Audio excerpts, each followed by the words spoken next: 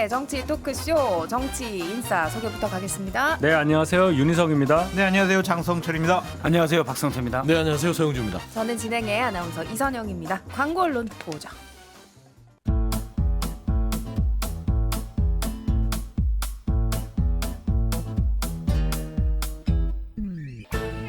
유쾌한 정치 토크쇼 정치 인싸. 네, 여러분은 정치인싸와 함께하고 계십니다. 지난 월요일에 윤석열 대통령과 한동훈 대표의 만남. 사실 지난 방송에서 윤희석 대변인께서 많은 기대를 하셨는데 네, 아이고 또 기대 엇나갔네요. 더 사이가 안 좋아진 것 같아요. 글쎄요. 참 네. 송구스럽습니다. 예. 아이, 끝이야? 윤 대변인님이 송구스러울 일은 아니, 제가 아니죠. 청취자분들께 이렇게 좀 기분 좋으시라고 한 아. 것처럼 아유, 허풍 떤 것 같잖아요. 예측이 틀린 대변이니까 거죠. 대변한 네. 거지 뭐. 이해합니다. 대변한 게 없어요. 아니 근데 솔직히 뭐 잘될 거다. 저처럼 뭐 예. 기대할 거 하나도 없어요. 뭐 둘이 뭐 더 싸우겠죠. 이렇게 평론하시면 안 되죠. 그렇지. 그렇죠? 네. 네. 예. 솔직히 내심도 큰 기대는 안 하셨죠. 그건 알죠. 아, 그런 이렇게 킬러 문항을 저한테 던지시면 지난주가 네. 연기였어요. 아니, 연기까지는 아닌데 그래도 기대가. 제가 주관식이라고 그랬잖아요. 뭐라도 하나 있을 줄 알았어요. 솔직히 얘기해서. 아 근데 윤석열 정부는 보면 너무 좀 쉬워요 평론하기가. 너무 빤해. 좀 이렇게 반전이 있어야 되는데 네. 가만히 보고 있으면 아 이렇게 하겠네 하면 그대로 해요. 전 좀 어렵던데. 그래요? 예. 단무지잖아요. 생각하는 것보다 더 나쁜 결과들이 많아서 여기가 바다가 아니야? 그런데 자꾸 지하로 파고 들어가세요. 예. 생각의 범주를 상식의 범주를 한참 밑으로 벗어나 있는 것 같은 느낌. 이재명 대표는 없나? 이재명 대표 거는 없나? 지금 집에 있어요. 아 집에. 아니 두 분이 만나고 나서 뭐 둘 사이가 나빠졌다 이 차원이 아니라 완전 개파 갈등으로까지 지금 번지고 있잖아요. 그런 모양새가 돼버렸죠. 특히 의총을 열자 뭐 이런 식으로 의총 열어서 표결한다 하는 얘기는 그야말로 정말 맨 마지막 단계 얘기잖아요. 갈 때까지 가는 거죠. 예. 예. 숫자가 나온다는 거 한 의제에 대해서 그러니까 지금 그 직전까지 갔으니까 이건 갈등이 맞습니다. 예. 그러니까 한동훈 대표가 가지고 간 김여사 문제에 대한 세 가지 해법이 다 사실상 거절당했다라고 한 대표가 느끼고 나서 특별감찰관 의제를 꺼냈고 그게 이제 표에 붙여지면 그건 정말 이제 심각하게 눈으로 드러나는 갈등이 될 수 있다. 근데 제가 드릴 수 있는 말씀은 이 특별감찰관제라는 거는 민주당이 이 정부 들어와서 요구를 했고 저희가 지난 정부 때 문재인 정부 때 안 했던 것에 대해서 사과를 하라라고 요구한 상태, 그 상태에서 지금 연계를 해놨잖아요. 북한 인권재단 이사 해주고 우리는 특별감찰관제 해주고 이 상태인데 만약에 의총을 열어서 안 하겠다는 결정이 나면 이거 되게 이상한 거예요. 코미디죠. 안 하면 이쪽도 안 하는 거예요. 그러면 북한 인권재단도 안 해준다는 거밖에 안 되잖아요. 그러면 용산에서 한동훈 대표 보고 이거 북한 인권재단 문제를 소홀히 하는 거니까 여당 대표로서의 정체성을 가져라고 얘기했잖아요. 안 하면 더 정체성이 없는 게 되잖아요. 이게 안 되니까 북한 인권재단 문제가 안 되니까. 근데 인권재단이랑 특감이 묶였던 거는 2020년이거든요. 그때 이제 이 특감 문제를 왜 문재인 정부에서 안 하냐라고 했었고, 그때 문재인 정부는 특감 부분은 공수처가 있으니 그걸로 대체가 가능할 것이다 하면서 특감을 좀 뭉겼던 건 있어요. 그러면서 이제 북한 인권재단 부분이 박근혜 정부 때 이제 나오면서 북한 인권재단 이사 선임 부분들은 좀 남북 간의 관계 개선 부분을 고려해서 조금 일단은 좀 보류하자라고 했는데 그때 이제 강하게 밀어붙였죠. 그래서 연계가 2020년에 된 겁니다. 그러니까 4년이 지났고요. 근데 중요한 거는 한동훈 대표가 이거 분리해서 하자라고 얘기를 지금 하고 있는 거잖아요. 예. 분리해서 따로따로 하자. 인권재단 추천 부분은 따로. 하지만 특별감찰관은 시의적으로 김건희 여사의 리스크가 진짜 하늘을 뚫을 만큼 있기 때문에 이거 특감이라도 일단은 해놔야 본인들이 지금 특검을 말하지 못한 상황에서 궁여지책으로 면피라도 할 거 아니냐라는 것인데 저는 다 떠나서 뭐 민주당에 뭐를 사과를 요구한다 이런 거 떠나서 대선 공약이잖아요. 본인들이 윤석열 대통령도 그렇고 국민의힘의 대선 공약으로 특별감찰관을 하기로 한 거를 의총에서 손을 들어서 결정을 한다. 국민이 웃을 일이지 않을까 싶어요. 그런데 오늘 한국일보에서 팩트 체크를 했는데 기본적으로 대선 전에 발표된 대선 정책 공약집이나 당선 후 발표된 뭐 국정과제 110가지에는 특감을 임명하겠다라는 명문화된 것이 없고 윤석열 대통령도 특별감찰관 제를 도입을 하겠다, 임명하겠다로 얘기한 적이 없대요. 다만 대선 끝나고 나서 권성동 의원과 김기현 의원이 이거는 뭐 좀 임명해야 되지 않겠냐. 문재인 정권 때 임명 안 했지만 우리는 임명을 해서 좀 친인척 비리라든지 대통령실 여러 가지 문제점을 선제적으로 대응하는 것이 어떻겠느냐. 그런 얘기를 한 건데 우리는 그냥 당연히 알다시피 대선 공약인데 계속 이러고 있잖아요. 한동훈 대표 틀렸네요. 그렇죠. 보니까. 아니 뭐 대선 공약 아니다. 뭐 공약 1, 2, 3, 4 거기에 들어가 있는지 명문화된 그 공약은 여부보다. 아니래요. 오케이. 네. 근데 우리가 계속 그 얘기를 해왔고 저도 대선 중간에 여러 방송하면서 계속 그 얘기를 했고 문재인 정부 공격했고 민주당 공격한 것 중에 그게 있었고 그 3월 15일 그러니까 대선 끝나자마자 당시 김기현 원내대표가 라디오 나가서 막 이게 법대로 특감 임명하고 그 특감으로 하여금 권력 내부 특히 청와대와 그 친인척 단속을 상시적으로 하겠다는 것을 확고하게 저희들 입장으로 가지고 있습니다. 라디오에서 이렇게까지 말씀을 하셨단 말이에요. 원내대표가. 그렇죠. 그 이거를 그렇죠. 대선 공약이라고 봐야죠. 공약집에 명문화된 걸 떠나서 당의 이미 입장이라고까지 했단 말이에요. 약속을 했기 때문에 공약으로 봐야 되고 그런데 저는 이제 문재인 정부 때도 안 했고 윤석열 정부 때도 초기에 민주당에서 물론 북한 인권재단과 연계도 있다고 하더라도 북한 인권재단이 물론 남북관계에서 민주당 입장에서는 굳이라는 게 되지만 특별감찰관이랑 굳이 연계시켜서 우린 북한 인권재단 때문에 절대 못해 이건 아니거든요. 이건 뭔 말이냐면 그만큼 사실 특별감찰관이라는 제도 자체가 제한적이라는 얘기예요. 크게 신경 쓸 게 아니었다. 물론 있으면 문재인 정부 때도 마찬가지고 지금 윤석열 정부 때도 정권 자체 특히 대통령실은 성가시겠지만 이게 본질적인 제도는 아니다라고 생각했기 때문에 민주당에서도 크게 요구하지 않았던 거고 특히 이석수 전 특별감찰관이 최근 한 인터뷰에서 지금은 특별감찰관은 예방적 기능이기 때문에 이미 그 시기는 지난 것 같다라고 얘기한 것도 있거든요. 예. 그리고 박근혜 정부 때도 이석수 감찰관이 특별한 역할을 할 수가 없었어요. 예를 들어 식권을 안 주면 밥을 못 먹어요. 대통령실에서 제한을 두면 별로 역할을 못 해요. 그래서 지금 여권 내부에서 특별감찰관 가지고 내전처럼 다투고 있지만 이게 절대 본질적인 쟁점은 아니다. 그냥 한동훈 대표의 말에 따르면 그냥 15일까지 이슈를 선점할 수 있는 하나의 요소 정도가 된다고 생각을 해요. 그래서 크게 다룰 건 아니고 결국 특별감찰관은 강제권도 없고 예방적 기능이기 때문에 지금 이미 수많은 저질러진 것으로 의심되는 것들에 대해서는 역할할 수가 없거든요. 그래서 결국 특검이 답이다. 이렇게밖에 볼 수 없습니다. 지금 하면 박 좋고 저는 실장님이 플러스 원이라고 봅니다. 말씀하신 게 민주당의 입장이거든요. 이렇게 특감이 아니라 특검을 해야 된다 이런 얘기고 사실 말씀하신 것처럼 이 특별감찰관의 당위보다도 이걸 두고 추경호 원내대표와 한동훈 대표가 저는 그게 생각나더라고요. 이렇게 서부 영화 보면은 이렇게 기다려 땅 쏘잖아요. 네. 이거 둘 중에 누구 하나가 죽는 게 여권 입장에서 결투? 네, 네. 뭐 좋은 거라고 볼 수가 없지 않아요? 그러니까 결투를 하면 안 되죠.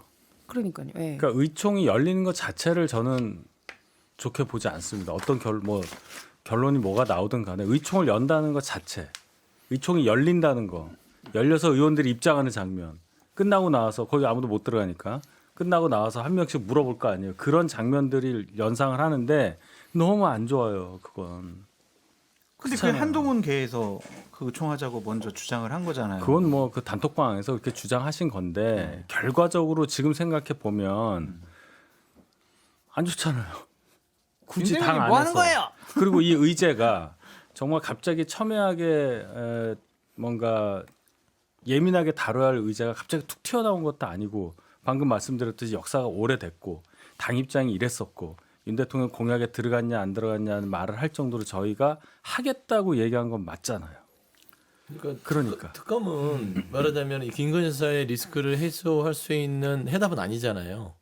저는 그렇게 봐요. 그러니까 예. 특검만이 해결할 수 있는 것이고 국민들은 김건희 여사의 지난 많은 문제점 거북들을 특검을 통해서 특히나 검찰이 최근에 국정감사를 통해서 나오는 주가 조작 무혐의에 대한 여러 가지 허점들을 국민들이 봤어요. 그렇기 때문에 특검을 통해서 가는 거지 특감을 통해서는 어렵다고 알고 있고 솔직히 지금 한동훈 대표하고 추경호 원내대표가 특감을 갖고 싸우는 것은 그 안에서 본인들끼리 지금 헤게모니 싸움 하는 겁니다. 예. 면담 이후에 윤한 갈등이 고도화되면서 결국에는 이걸 가지고 싸워봐라예요. 특감 가지고. 그러니까 이제 국민들 보기에는 얼마나 좀 한심하겠어요. 특검도 아니라 특감으로 싸워.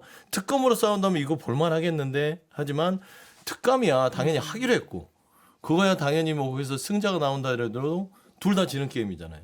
그렇지 않겠습니까? 추경호 원내대표가 이겨도 지고 한동훈 대표가 그런 의총 추인 과정에서 이겨도 지고 왜냐하면 특검이 아니니까. 저는 그래서 손해보는 게임을 하고 있다. 이 이슈가 저는 근데 한 대표에게는 유리한 이슈라고 봐요. 일단 전체적인 상황에서 뭐 김건희 여사 관련 의혹에서는 본질적인 쟁점이 아니지만 특별감찰관 임명이라는 하나의 쟁점을 두고 친한계와 친윤계가 개파로 이제 묶이기 시작했거든요. 예. 그럼 한동훈 걔는 사실 우리가 이전에 친한계했고 1차, 2차 때 밥 먹은 사람들은 있지만 구체적으로 개파가 되진 않아요. 구체적으로 이렇게 막 더 세력화된다는 건 아닌데 이 쟁점을 가지고 하나의 구심점을 만들 수가 있어요. 설령 이게 30명에 그친다고 하더라도 예.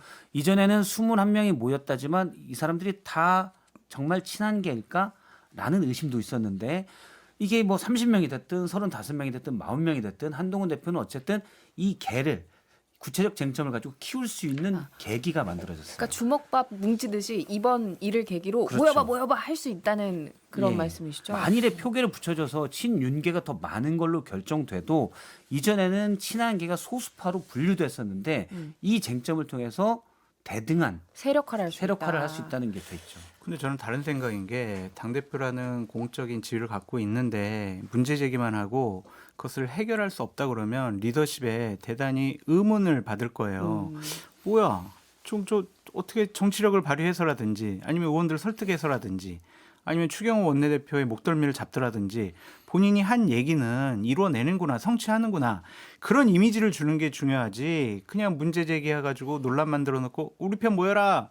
이거는요 지도자가 할 일은 아니라고 저는 생각이 들거든요. 그러니까 문제를 해결할 수 없으면 지금 한동훈 대표는 문제 제기를 해서는 안 된다는 게 제 생각이에요.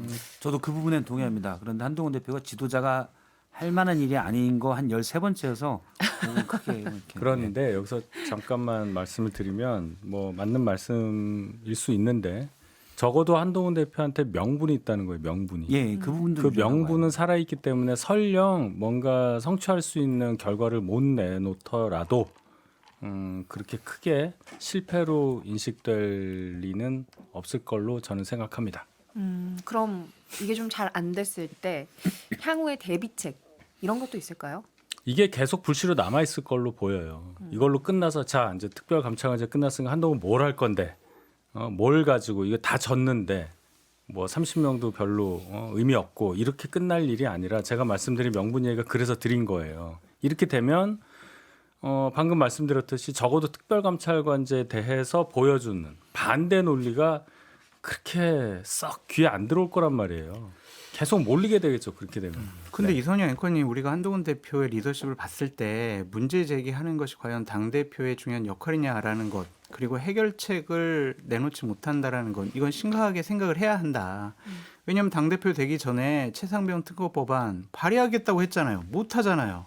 그리고 의료 대란 문제 자기가 정말 해결책 뭐 해결사로서 역할을 하겠다고 했잖아요. 근데 지금까지 뭐 해결책 내놓은 것도 없잖아요. 김건희 여사 문제 제기만 했지 여권의 분란만 불러일으키고 아무것도 해결책을 못 내놓고 있잖아요. 특별감찰관 제도도 마찬가지예요. 문제 제기만 했는데 이것이 그냥 흐지부지 된다? 그럼 저 한동훈 대표 뭐 하는 사람이지? 그러니까 똑같은 거예요. 문제 제기는 누구나 할 수 있다니까요. 근데 지도자나 당대표라는 권한을 갖고 있는 사람은 문제 제기보다 그것을 해결할 수 있는 능력을 보여줘야 돼요.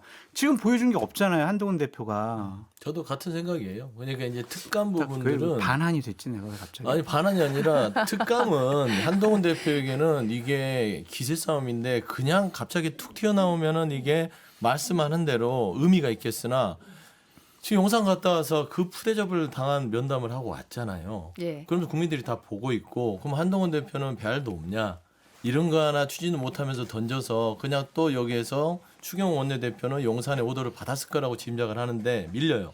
그러면 용산에서 바라는 건 식물 대표를 만들으라는 그런 내심이 있을 거란 말이에요. 그럼 여기에서 돌파하려면 특검이 따지고 보면 김건희 리스크 해법은 아니어도 본인들 싸움에서는 중요한 소재란 말이에요. 그래서 한동훈 대표는 무조건 특감을 성취해놔야 됩니다. 그래야만 지도자로서의 한 단계를 가고 진검승부는 특검이에요. 근데 이제 특검은 내부에서는 못하죠. 그러니까 특감을 해놓은 상태에서 특검을 가지고 용산도 요리하고 저기 친윤계도 요리하는 그런 좀 지도력의 발판이 될 수 있는데 특감에서 실패하면 진짜 동력이 확 줄어들 것이다. 저는 그런 부분에서는 좀 현실 인식을 해야 긴장도 하셔야 되고. 근데 저는 약간 인생이나 정치나 복잡게 여서 가능성을 얘기할 수 있지만 그렇게 될까라고 단언하기는 어려운 것들이 상당 많은데 예를 들어서 저는 표결에 갈 가능성은 적다고 보는데 표결에 가서 만약 졌다 또는 완벽하게 친한계가 밀려서 특별감찰관이 전혀 말도 못 꺼낼 정도 말을 꺼냈구나 이미 꺼냈는데 이제 관찰이 안 된다. 그러면 거기에 대해서 친한계가 줄어드는 경우는 있겠지만 예를 들어서 한 10명 정도만 확보해도 특검은 되거든요. 그래서 반대작용이 그쪽으로 튈 수도 있어요. 아, 그럼 특검 가자. 우리도 더 이상 할 수가 없다. 그래서 이게 이 상황이 나중에 이 과정 중에 특별감찰관이 뭐 되느냐 안 되느냐의 과정이 결국은 어떻게 되냐. 친한계가 움츠러들 거냐 아니면 그 반동작용으로 다시 윤 대통령에게 치명적이 될 거냐 이건 모르겠어요. 친한계 간부른 사람이 많지 않을까요? 많아도 숫자는 많아진다 일단 하더라도 사실은 결국에는 윤석열 대통령의 권력이냐 한동훈 대표의 추진력이라는 거를 보는 어떤 사람들이 저는 꽤 있을 거라고 봐요.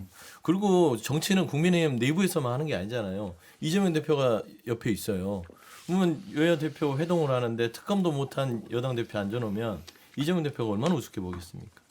하여튼 그런 여러 가지 복잡한 함수관계를 생각했을 때는 특감 부분은 반드시 성취해야 될 부분이다라고 저는 좀 예를 들어서 저 평가가 세력화에 돼요. 중점을 둔 게 예전에 박근혜 전 대통령 탄핵 소추 때도 비박계에서 조직을 만듭니다. 그때 비시각인가요? 비시국인가 이렇게 이름 들었던 조직을 만들어서 이걸로 새누리당 안에 탄핵 찬성파들의 조직이 결성이 되거든요. 당시 황영철 의원이 대변인 역할을 했었고 친한계가 만약 세력화되면 나중에 특별감찰관제 표결에서 지더라도 10명만 있으면 특검법 통과시킬 수 있잖아요. 그러면 거기에 대해서 안을 민주당과 상의할 사람이 필요한데 조직이 되면 이번 모임 같은 게 여러 번 반복되면 그중에 간사와 연락책이 만들어져요.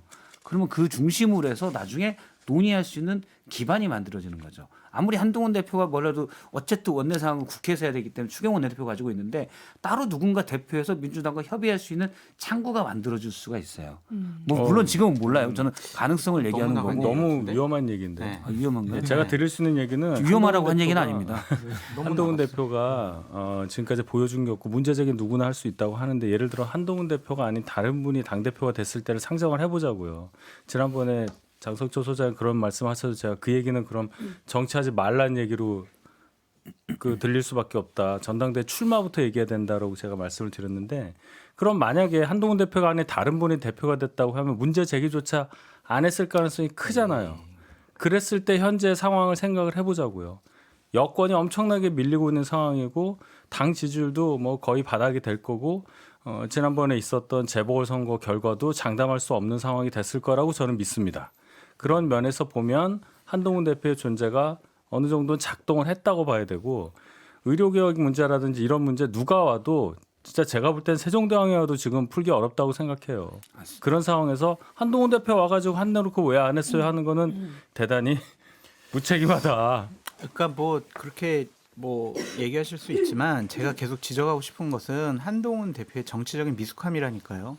그러니까 특별감찰관제라는 이런 제도를 도입하기 위해서 우리가 단계별로 무엇을 어떻게 하고 여론을 어떻게 끌어갈지를 정말 치밀하게 계획된 것이 아닌 것 같아요. 그냥 툭 던져놓고 추경호 원내대표가 저렇게 반발하고 뻔히 보이잖아요. 이거 던지면 추 대표가 반발하겠지. 그럼 추 대표랑 좀 상의를 해가지고 어느 정도 메시지를 수준을 좀 조율하고 추 대표가 저렇게 얘기를 안 하고 뭐 당 대표께서 말씀하셨으니까 저희 좀 원내에서 여러 가지 좋은 방안을 논의해 보겠습니다. 이거랑 싫어요. 이거 원내대표 상황인데 당 대표가 왜 간섭해요? 이거랑은 다르잖아요.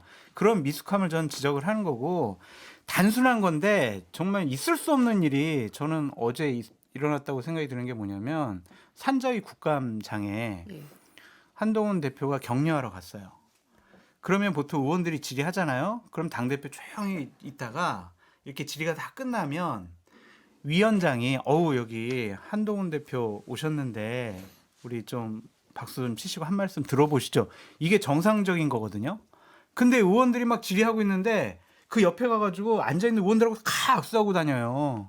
그리고 뒤에 증인들하고 가서도 막 악수하고 다니고 그게 말이 되냐고요. 정치적 유화. 그게 정치적인 미숙함이에요. 그 간단한 거지만 그런 것들 하나가 치밀하게 어떤 계획된 것이 아니라 누군가 얘기했겠죠. 상미장 가가지고 격려하세요.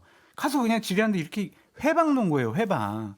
그런 것들을 하지 말라는 거예요. 저는 치밀하게 여러 가지로 계획되고 뭐 조직화 해가지고 여러 가지 준비할 수 있는데 그런 게 안 보여서 저는 답답해서 그런 거예요. 저 반환 아니에요. 반환이라는 뜻은 아니고 이게 평론가로서 답답해서 충분히 그래요. 지적하실 수 있는 문제고 한동훈 대표가 조직적으로 정치 행보 안 한다는 거 하고 국감장에서 갑자기 뭐 마치 난입해서 악수 세례한 것처럼 화면 말씀하신 보세요. 거 하고는 수세례. 그는 연관성은 없지만 어쨌든 그거는 별로 좋게 평가 못 받을 부분이라고 저도 생각해요. 그러니까 그게 좀 답답해서 그래요. 근데 대변인이. 한동훈 대표가 국회 시스템을 잘 모르잖아요.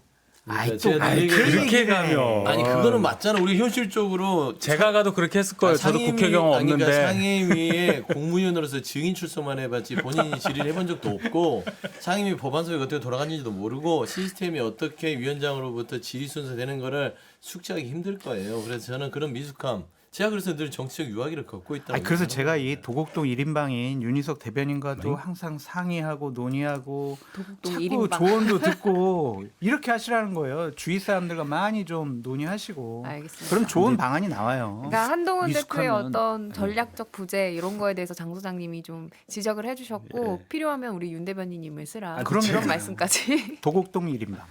알겠습니다. 미숙하면 성장기, 청소년기를 거쳐서 성장할 그만해, 수가 이제 있는데 좀. 그만할까요? 이거 다 해놓고서 반환 아니라고 사실은- 지금 도장을 찍으신 거예요? 저도 그 문제를 해결해가는 방식은 정말 잘못됐다고 생각하거든요. 예. 근데 개인적 성정과 스타일도 있겠지만, 그러니까 검사들의 문제 푸는 방식이에요. 따지고 보면 지금 한동훈 대표가 문제를 풀어가는 방식은 윤석열 검찰총장이 과거의 문제를 푸는 방식과 똑같았습니다. 아, 그때는 미래 권력을 꿈꾸기 때문에 국민 눈높이를 얘기하고 똑같이 행동했었어요. 그래서 저는 한동훈 대표가 그런 태도를 바꾸지 않으면 혹시나 미래 권력이 돼서 지금과 똑같지 않을까? 라는 우려를 하는 거죠. 알겠습니다. 한동훈 대표가 저희 정치인사 꼭 들으셔야겠네요. 광고 듣고 다시 오겠습니다. 지금 여러분께서는 6회, 상쾌, 통쾌한 정치 토크쇼 정치 인사를 듣고 계십니다.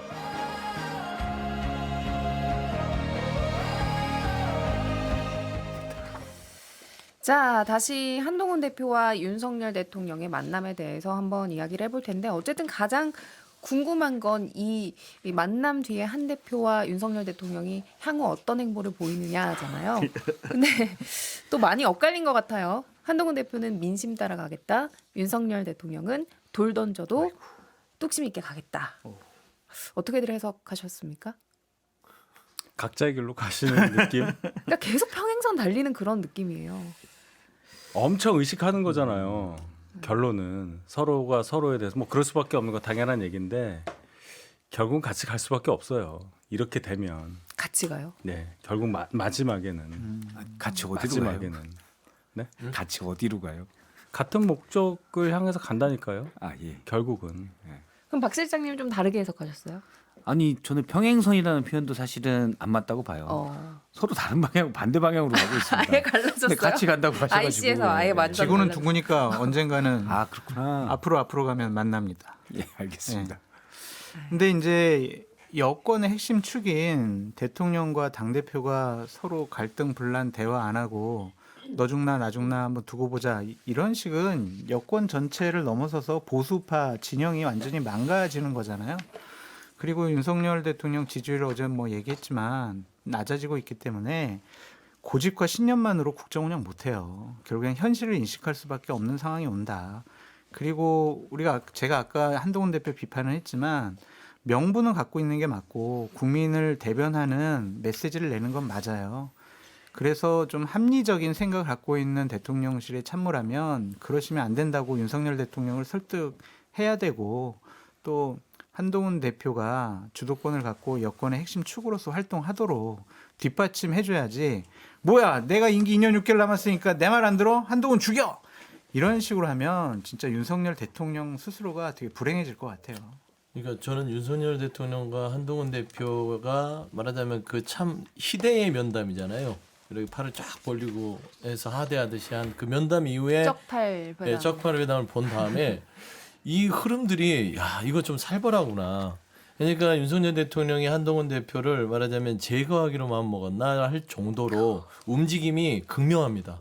등을 돌리고 지금 걸어가는데 윤석열 대통령은 말하자면 추경호 원내대표를 그날 만찬에 불렀고 추경호 원내대표는 당내에서 한동훈 대표와 각을 세우고 있어요.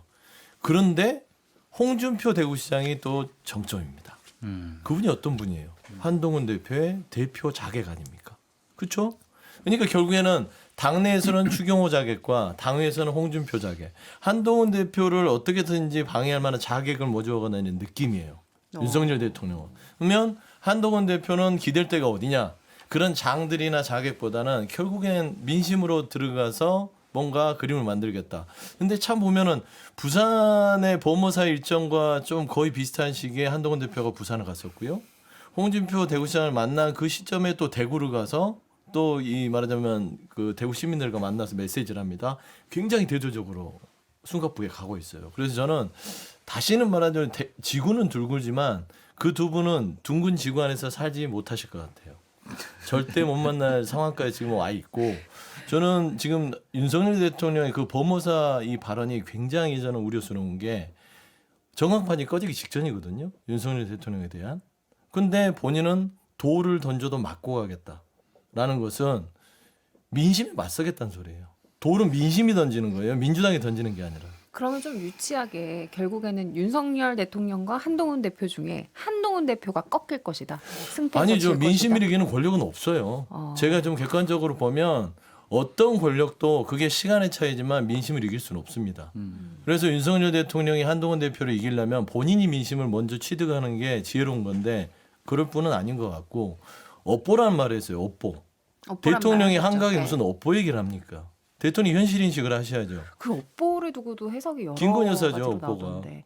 아, 김건희 여사의 리스크를 내가 안고 업고 가겠다. 그래서 저는 그런 부분에 있어서는 정말 윤석열 대통령이 파국으로 가는구나 라는 근데 생각이 이제 듭니다. 대통령은 여사의 잘못을 크게 생각하지 않기 때문에 아마 이제 현명하지 못한 처신 정도로 볼 거예요. 그렇게 보고 있을 거기 때문에 그냥 그 정도 잘못인데 왜 이렇게 난리를 쳐? 그럼 과거에 후보 시절에서 뭐 이른바 줄리옥이 있었잖아요. 저는 사실 그건 좀 선정적인 보도라고 생각을 하는데 그런 부분을 겪어왔기 때문에 거기에 대한 피해의식도 있는 것 같아요. 그래서 마찬가지로 보고 있는 것 같아요. 지금 반정부 세력 대통령의 느끼기로는 반정부 세력이 지금 여사 문제 조그만 잘못을 확대해 가지고 이렇게 정권을 전복시키려고 한다. 아마 이런 생각을 갖고 있기 때문에 업보는 제가 볼 때는 그러면 김건희 여사라기보다는 반기를 들었던 한동훈 비대위원장 법무부 장관 시키고 비대위원장 시키고 후계를 이을 총화로 만들어줬던 본인의 업보에 대해서 생각을 하는 것 같아요. 아. 제 해석은 새로운 약간 그렇고. 그럼 업보는 한동훈 대표다. 너무 네. 그 우울한 쪽으로 해석을 하시니까 그렇게 기본적으로 지금 과거에 박근혜, 이명박 두 분 경쟁하셨던 시절처럼 두 분을 어떤 경쟁자 또는 경쟁을 했던 사람, 앞으로도 경쟁할 수 있는 사람 이렇게 상정을 하고 말씀을 하신다고 저는 생각을 해요. 조금만 앞으로 돌아가 보자고요. 2년 반 전에 처음 정권 출범했을 때 가장 각광받던 사람은 신임 한동훈 법무부 장관이었어요. 친윤 중에 친윤으로 봐야 되는 거 아니었어요? 그러면 막 아바타라고 그랬잖아요. 그렇죠. 소통령이었죠. 네. 소통. 눈에 넣어도 아프지 않을 만한 후배 뭐 이렇게 된 거 아닙니까? 진짜 다 틀리셨어. 다 아바타라고 막. 이준석 나오셔서 대표가 그러면. 굉장히 질투했을 거예요. 장 소장님 찔리시죠? 네. 아바타라고 그러셨잖아요.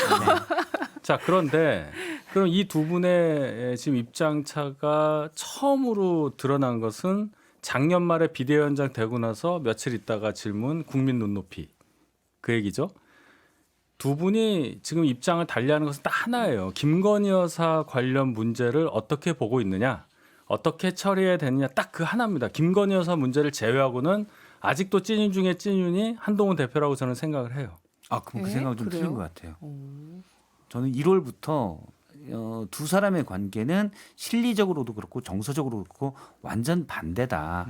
앞서 이제 김건희 여사 관련 하나만 다르다고 보는데 좀 빗대서 말씀드리면 그 문제 때문이라도 두 사람의 관계는 완전히 파탄났다고 저는 보고 그러니까 실리적으로 따지면 예를 들어서 지금 정권은 권력을 잡고 있는 윤석열 대통령과 미래의 권력을 잡고 싶어하는 한동훈 대표 간에는 완전히 가는 길이 다르죠. 특히 지금처럼 윤석열 대통령의 국정 지지율이 곤두박질 치면 한동훈 대표가 거기 붙잡고 따라갈 아무런 이유가 없어요. 그럼 자기도 곤두박질 치니까. 저는 그보다 더 큰 건 사실 정서적 관계라고 보는데 이미 여사의 문자를 5번 익십하고 말이 앙뚜아네트라는 표현이 나왔을 때 저는 그때부터 대통령이 모욕감을 느꼈다. 특히 사퇴하라고 했는데 제가 왜요? 라고 했을 때는 대통령 스타일의 완벽한 모욕감을 느꼈고 이미 그때부터 관계는 끝났다.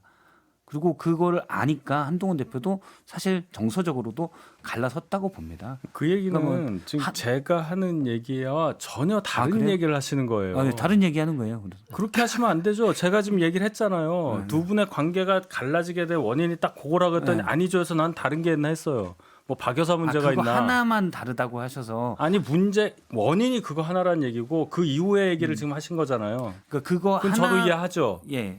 문제가 그거 하나였다고 시작이. 네, 시작이 하나였다. 그럼 네. 거기엔 동의합니다. 그렇죠. 시작이 제가 그 하나였다는 얘기했잖아요. 동의하고 작년 말 얘기를 했잖아요. 그러니까 그때부터 문제가 쭉 본 거 아니에요. 그거 하나만 취하면 해결되는 문제냐? 그 얘기는 안 했어요, 네, 제가. 저는 사람 그건 관계가 아니라고 그게 봅니다. 됩니까? 알겠습니다. 그렇죠. 이미 이만큼 벌어졌는데 그럼 그래서 같은 제가 드린 의견입니다. 말씀 뭐냐면 이걸 자꾸만 한동훈 대표를 그 아주 좀 표현이 그렇지만 뭐 죽이려고 한다.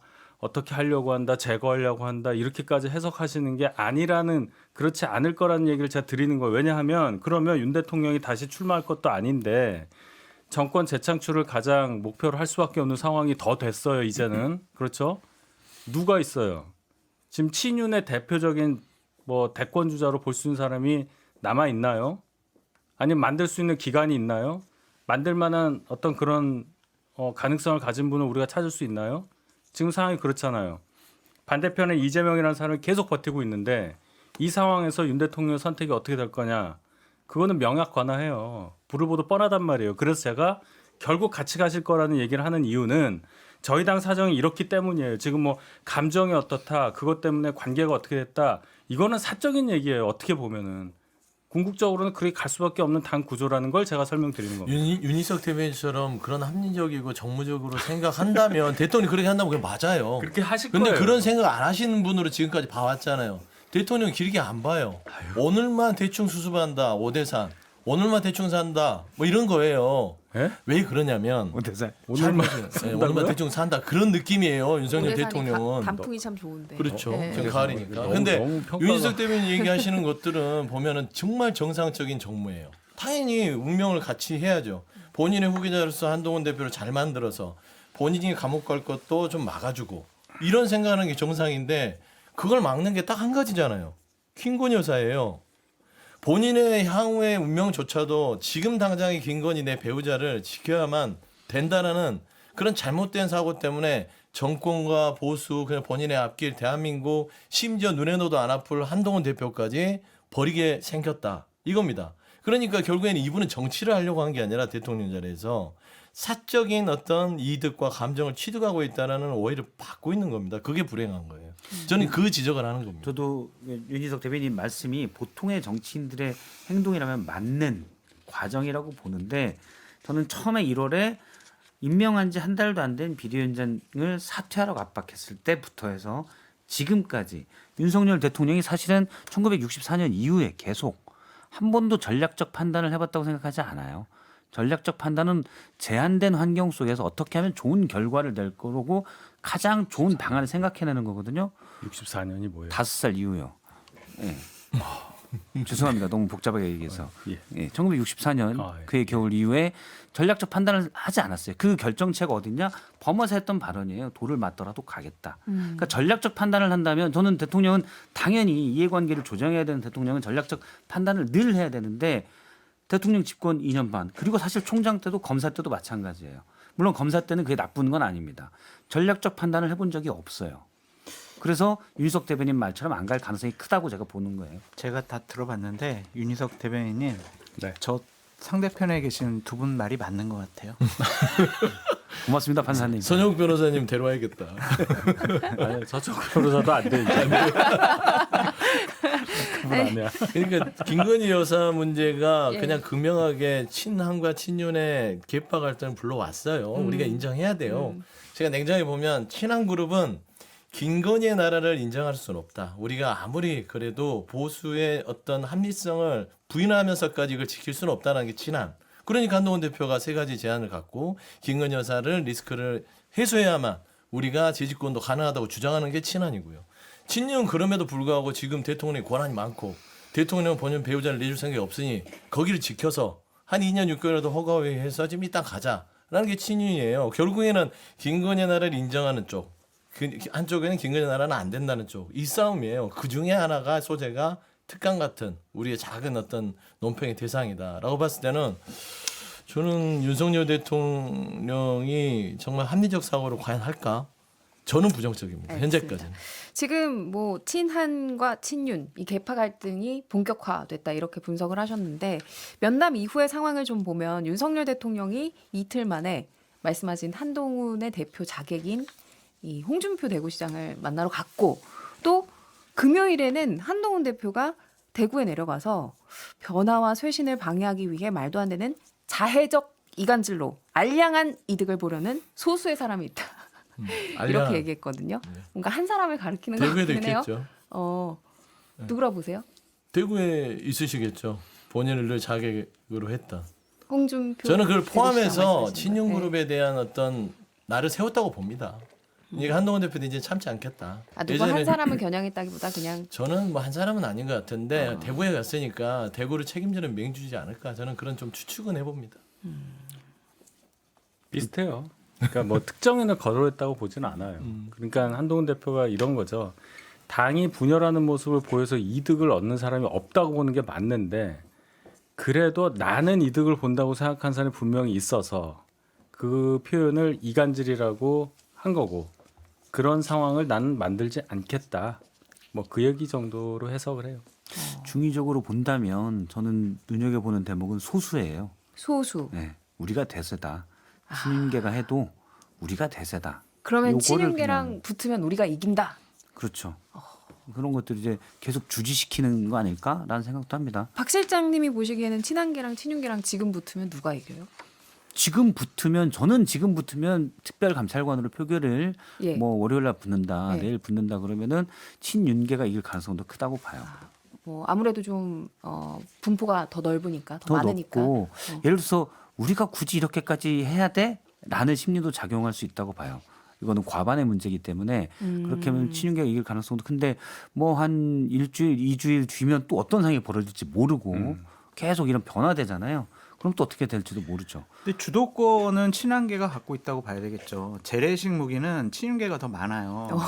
근데 결정적인 한 방은 친한계가 있어요. 그게 뭐냐면 결론적으로 그러니까 대통령의 제2 요구권을 무력화시킬 수 있는 단단한 결속력을 가진 20명만 있다면은 대통령실이나 친윤계들이 친한계의 눈치를 안 볼 수가 없어요.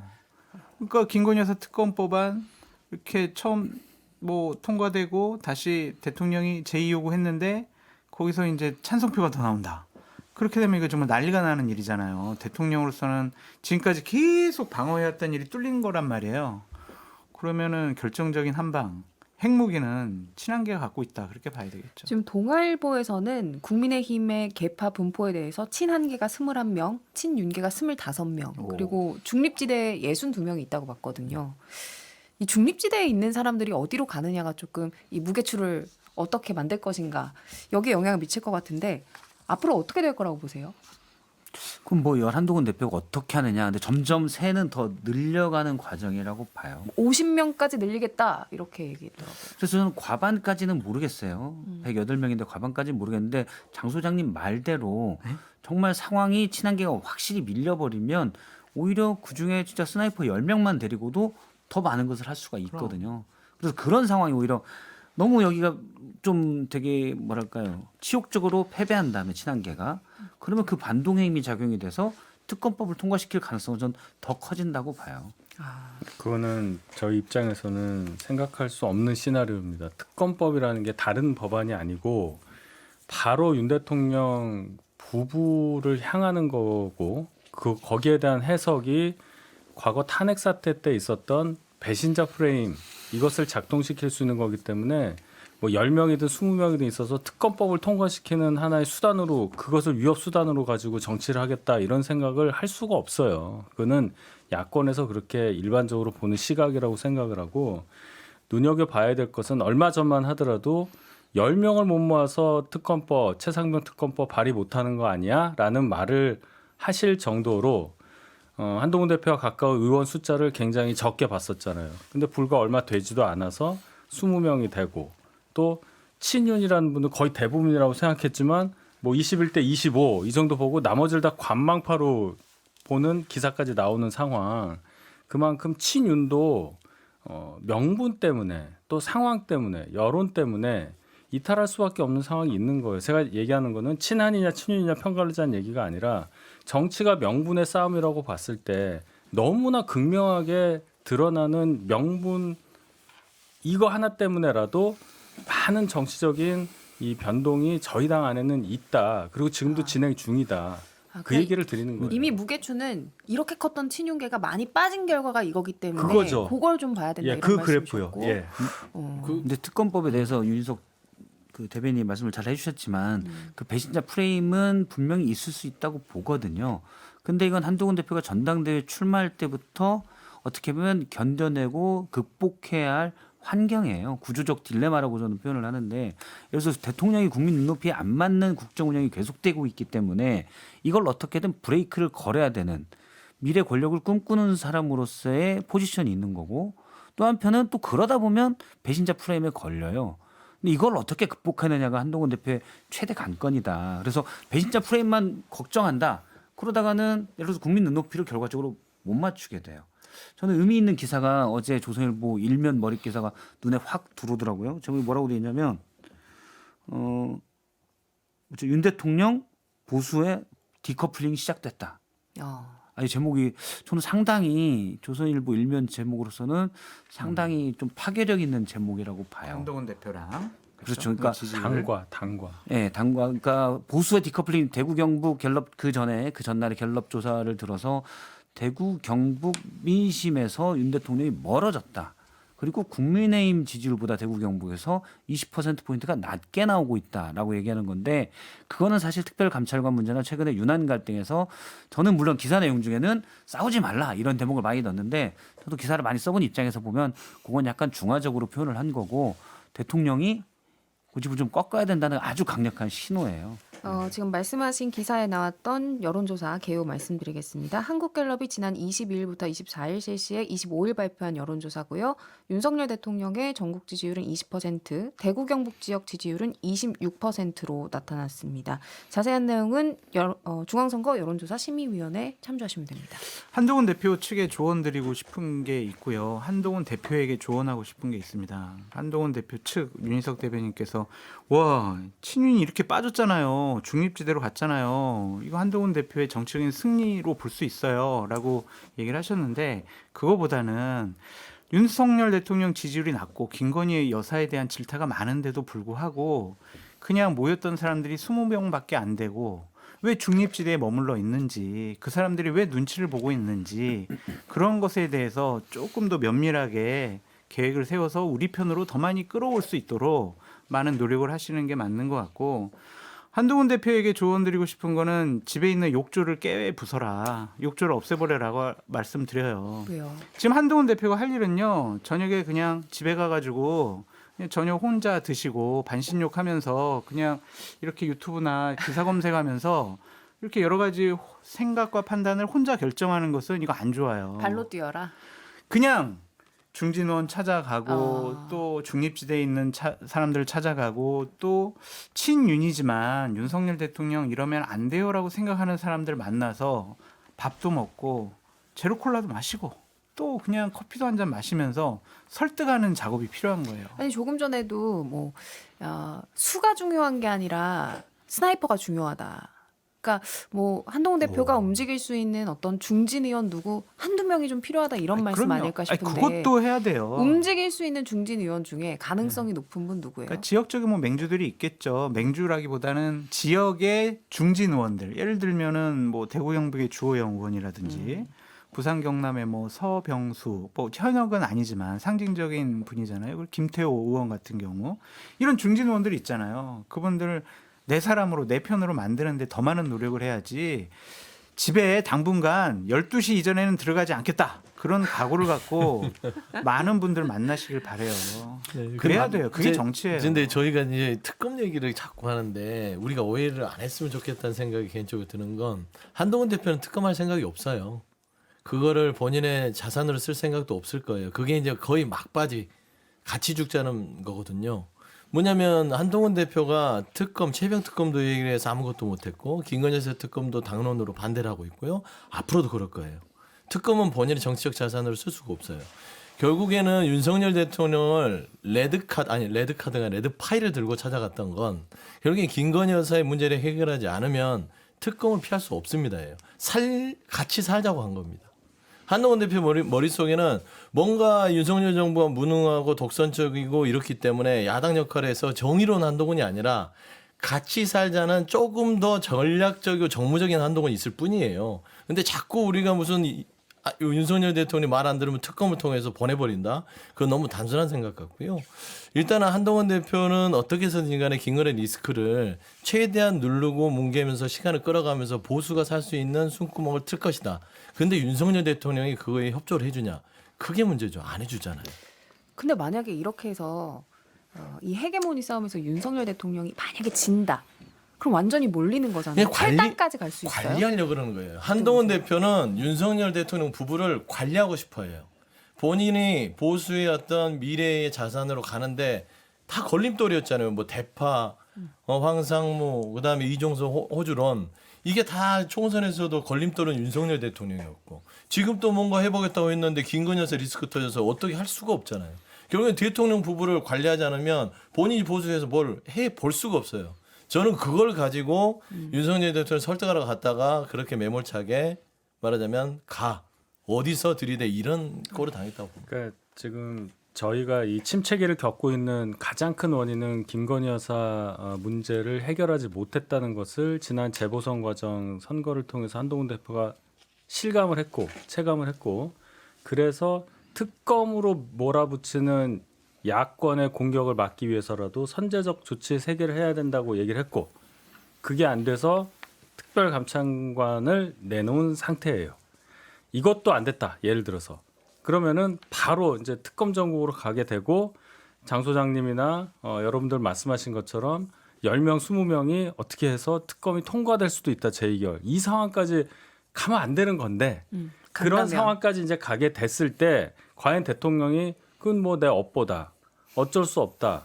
저는 그렇게는 안 봐요. 왜냐하면 특검 자체가 김건희 여사만을 향해서 조사받고 뭐 사법 처리 절차 들어가고 이게 아니라 정권 자체 심장부로 그냥 들어오는 거란 말이에요. 그래서 저희가 굉장히 막으려고 하는 거잖아요. 국민들이 원하는 것은 김건희 여사가 일반 국민처럼 어떤 사안에 연루돼 있을 때 제대로 조사받고 검찰청에서 나오고 그거를 원한단 말이에요. 처벌 그 이후에 대해서는 그렇게 큰 인식이 없다고 생각합니다. 그런데 지금 그거를 막자고 하다가 잘못해서 정권 전체가 흔들릴 수 있는 정치 공세에 그냥 쓰나미를 맞게 되는 상황까지를 대통령이 용인하고 그것도 업보라고 생각하고 막고 가겠다? 그렇게는 저는 안 보여요. 그래서 그 사이에 간극이 많잖아요. 이 사이의 영역은 아직 많이 남아 있다고 제가 보는 거예요. 자, 저도 질문할 게 많고 여러분도 하실 말씀이 많지만 다음 주로 저희가 미뤄야겠네요. 일단 광고 듣고 오시죠. 네. 6회 3회 통쾌 정치 토크쇼 정치인싸 마무리할 시간입니다. 이번 주에도 네 분과 함께했고요. 저희는 다음 주 토요일 11시 5분에 다시 돌아오도록 하겠습니다. 고맙습니다. 감사합니다. 감사합니다.